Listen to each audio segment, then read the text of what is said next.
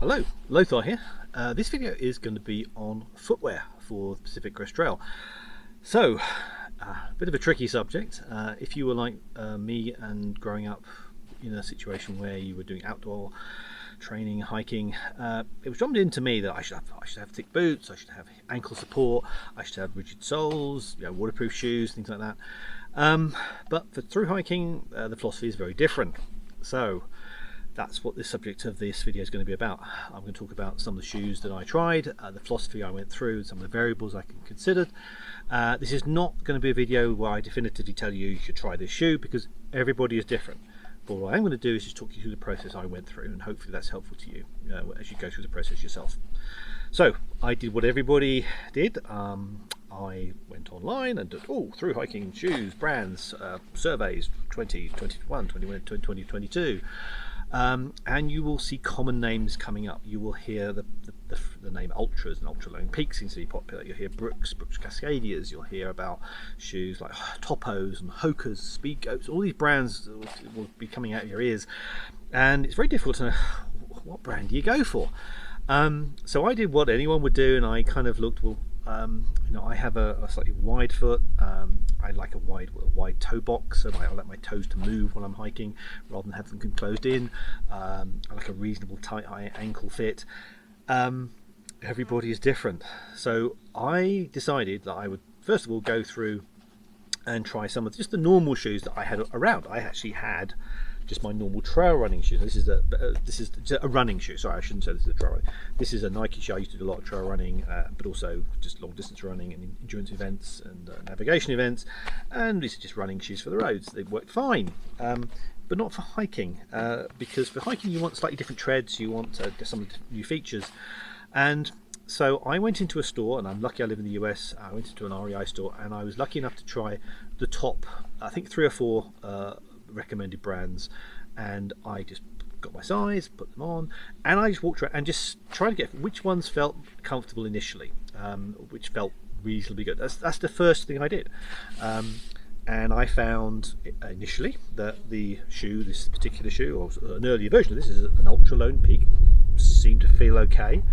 This is an unusual shoe in the fact it has what's called a zero drop, which means the height difference between here and here is 0, so it means your heel is lower. And I thought, I've never tried a zero drop before.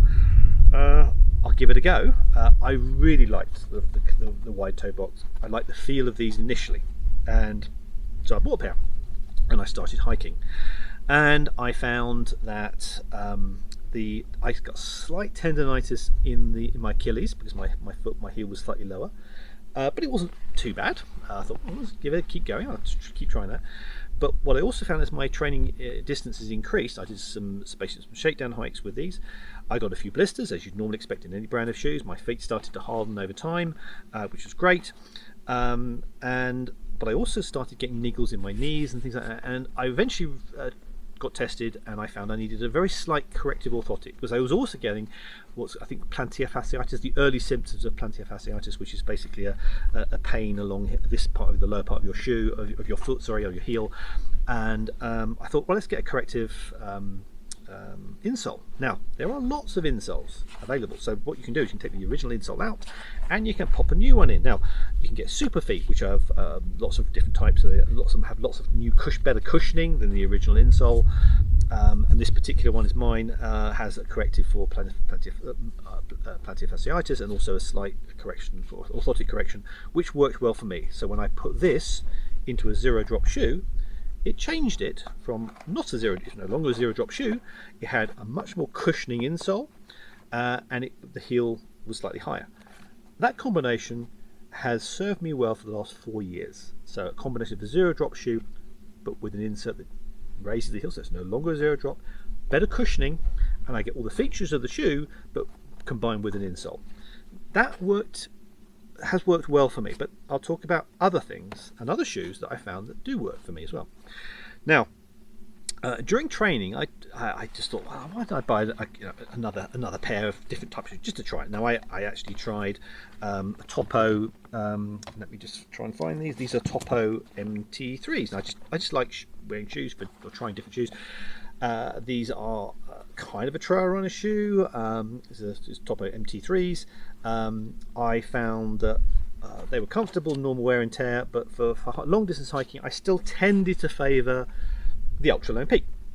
Both seemed to work okay. My feet were slightly hardened now by that time, but I kept these as sort of backup shoes. But I find I very rarely use the Topo MT3s. So what happened on trail? I hiked 21, 22, 23 and 24. I've done all those years now, but in 23 I found myself in a stupid situation where my favoured shoe, my Ultra Lone Peak, I was really wearing them out, and my logistics was messed up. So I actually ended up going into a store and trying to buy Ultra Lone Peaks because my shoes were pretty much ripped to shreds. They'd served their purpose. They'd done the mileage. The store didn't have any Ultra Lone Peaks, and I thought, oh, what a stupid mistake. I said, well, what do you have in this size? And they had Ultra Olympias, and I thought, well, Ultra's the same brand, shouldn't they be okay? So I bought the Ultra Olympias.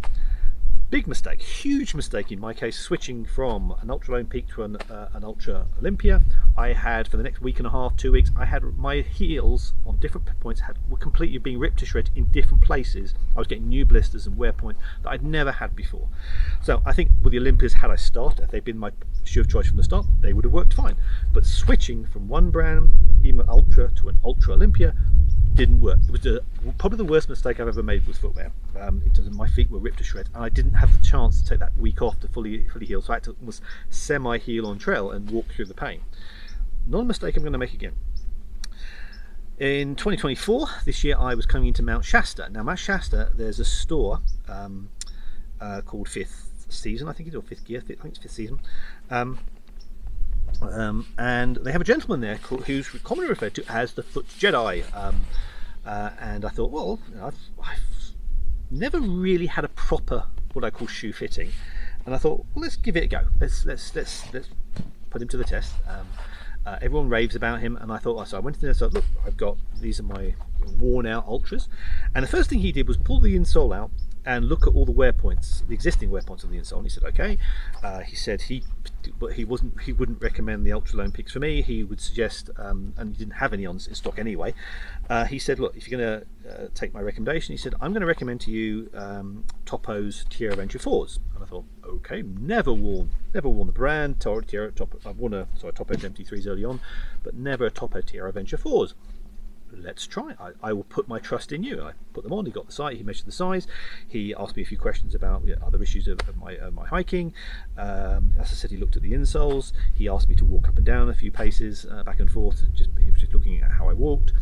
And he said, no, I will make a recommendation for these. And he said, I will also do you a custom insert, whereby basically it's one of these ones where you can actually machine the insert such that he can, based on his judgment, he can make corrections for what he saw, what corrections I needed. So I spent the money. This was actually slightly expensive, more expensive than I thought, but it's okay. I wanted to try this out. I think this was about $60. This is a fully customizable insert, and then we put that into my shoe. I started hiking again, and it was brilliant. I have to say, I never expected to be able to switch to another brand of shoes without any issue. I had no issues going from an Ultra Lone Peak to a Tierra Venture 4, in my case, with the custom insert that the Foot Jedi put in my shoes. I would definitely go to that gentleman again. He was very, very helpful, very nice, and I put my trust in him, and that trust paid off. And yeah, if you ever get the chance to go into Mount Shasta and visit that guy, and you want to have a proper fitting, you'd be prepared to pay for the insert, but very well done, very good job, and I constantly rave about this gentleman. Now, you're also gonna meet people on trail, physios. Now, there is a lady who in red van, very well known, goes up and down the trail giving physio advice and doing physio consultations. She's very nice. She's very free with her advice. It's general discussions, but obviously if you have to have a proper consultation, you pay a reasonable fee. And there's another physio lady who's based around Big Bear. She's given me lifts multiple times, long chats about different types of shoes and things like that. And again, obviously if you have a consultation, you pay a reasonable fee. But I've also found that in each conversation with all those physios, both those physios and the gentleman that's at the the Foot Jedi, they don't seem to be too keen on the ultra low peaks. Now I'm not sure if that's because there's not enough cushioning or they don't like the zero drop. I just got the impression they weren't overly keen on the ultra low peaks in general. I personally find that, and I'll say it again, great in theory, theory in practice. In practice, if I take this shoe, the zero drop, and put my insert in, get my heel raised with a cushioning insole, this is my go-to solution. Regardless of what the physio says, and I'm sure what the physio say is absolutely spot on, but I think my combination works for me. You have to find your combination that works for you. I think they are very keen on toppos. I think these are great shoes. Top Heel Terra Ventures, again, for me, work absolutely beautifully.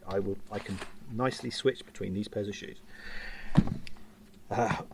Obviously with the custom inserts and the cushioning insole. Now, the other things to consider are you can actually get waterproof trail runners. I bought one of these very early on. You can feel that the material is actually slightly thicker around this area. It is thicker. They are almost waterproof until you get the water inside, and then they're impossible to dry. That is why I would go for the normal non-waterproof shoes, because you are inevitably going to get wet at some point on trail. You want the thinner fabric for the desert because your feet will need to breathe, but also when they do get wet, you want them to dry quickly. So I'd strongly recommend getting non-waterproof shoes, trail runners. Now there are people who rave about different types of socks. Now there are waterproof socks. Now waterproof socks are I have the same feeling about waterproof socks as I do about waterproof trail runners. They're great until they get wet, and then they're impossible to dry. So these are the full length, thicker sealskin ones. Now if I was on short trips and I knew I could stay dry, then I probably would take these. But on the thru-hike, no, I do not use waterproof socks. They are once you get them wet, you then have to sort of turn them inside out in a towel in a dryer multiple times to get them dry. They're a pain, and the idea that your feet are going to stay dry in any thru-hike is pretty. You're going to be very, very optimistic. So if they do get wet, how do you keep them warm? So I'm going to pull out a few things here. What I do is I use what are called hydroskins. Now these are actually thin, very thin neoprene. These are made by a company called NRS. These are called NRS hydroskin booties. You can get a thin version and you can get a thicker version. And the idea is you wear them almost like a wetsuit, but you put them next to your feet, then you put a sock over the top. You expecting to get fully wet, but it generates a warm layer of water, a bit like a wetsuit, around your feet, such that when you're hiking, even though you're walking through snow and ice, getting wet, these can keep your feet warm. And at night, I always properly dry my feet and use what are called booties, sleep booties, which are basically warm little booties you put over your feet. Sounds silly, but they are perfect for thru hiking, and they give your feet some recovery time and love all through the night. So you wake up in the morning, you may be putting soggy socks on again, but again you've given that your feet the chance to recover overnight. So I hope that's helpful. Other brands, as I said, I've tried Toppos. I've tried an Ultra Superior 4.5. They're okay, but not on par with the Lone Peaks and the Terra Ventures. You will have to try and bite the bullet and try a pair for yourself and get a baseline and then go from there. So my baseline was Ultra Lone Peaks, then with a custom insert with a heel lift. Then I found out the Terra Ventures with a custom insert works well, and I can, in an emergency, wear the Topo MT3s, but I feel there's not enough cushioning in those. You have to go through that process yourself and find what works well for you. One last thing I would say about general socks is when you're hiking, people will talk about the Darn Tough brand. There's some Darn Toughs, there's the thin Darn Toughs, there's some padded Darn Toughs. They are, in my personal experience, they wear well, but you still get holes in them. And the reason why people buy these is because they have what are called a lifetime warranty. Basically, you can send them back to Darn Tough, and they will replace for them free if you obviously got wear points. Now, on the thru-hikes, there are some stores on the PCT which will honour the guarantee of Darn Tough to say that if you hand them into the store, they will give you a free replacement pair. Now, not many stores do that, but they are worth a mention. There's a store in Wrightwood, gear store in Wrightwood. I think it's Mountain Hardware, but it's basically there's only one gear store in Wrightwood. They very kindly do the free replacement of Darn Tough socks. There's another store in Burnley that started to do it this year. I hope they keep doing it. Again, free replacement of Darn Tough socks. Brilliant service, and it also means they attract business as well. It's a great thing to do. The gear store in Etna has historically honoured the guarantee if you wash them, or at least give them reasonably clean, which is fully understandable. So I hope they can keep doing that. And also where the Foot Jedi gentlemen at Mount Shasta, I think they will do one pair. Now the reason why not a lot of stores do this is probably because it's an additional logistical issue. But it's great that those stores understand the pressures that hikers are under, and being able to do the free replacement, I think, is brilliant. Now there are some stores on trail who don't honour that, and I think that's a bit of a shame, given the fact that some of these are run by past hikers who know how helpful this really is. And if they go online and say, well, we'll honour the guarantee if you bought them from us, it's probably better if they didn't say that. It makes it sound even worse. It's like saying, oh, here's a chocolate, was it saucepan or whatever. It's pointless saying that. You may as well send them back to Darn Tough. So I really think the stores that honour this guarantee are worth a mention and deserve your business and time, because they are obviously clearly respecting and understanding the needs of hikers. Another thing to consider about socks is if you do suffer from blisters a lot, some hikers put a second pair or a thin pair. So when I ever have serious problems with blisters, I might put a second pair underneath a Darn Tough pair, so there's a bit more movement, if you like, so there's less rubbing. That can help, but you do sweat more if you take that approach. But once your feet are hardened and fully hike ready, a pair of Darn Toughs on your feet seem to work fine. But be prepared, they will wear out. Okay.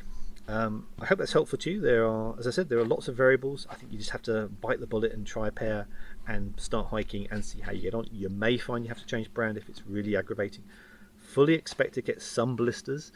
It's actually a good thing early on, so you basically harden. You're getting some hardened skin around the wear points. That is perfectly normal. You'll get some people who say, "Oh, I've never had a blister before. I can hike these shoes perfectly." Well, that's extremely lucky and certainly not the norm. Fully expect to get some blisters, and actually my feet now are so full of they're rock hard, which is brilliant, and I'm trying to keep them over Christmas and New Year for the next season reasonably still hike ready. So now's your chance to start exploring and hardening your feet, and finding the shoes and maybe insoles and sock combination that works for you. Hope this is helpful to you. We'll be doing other videos basically as the hike season goes on, hopefully doing the things that I would anticipate doing at the specific times in preparation. So I hope these are helpful to you, and I'll speak to you soon.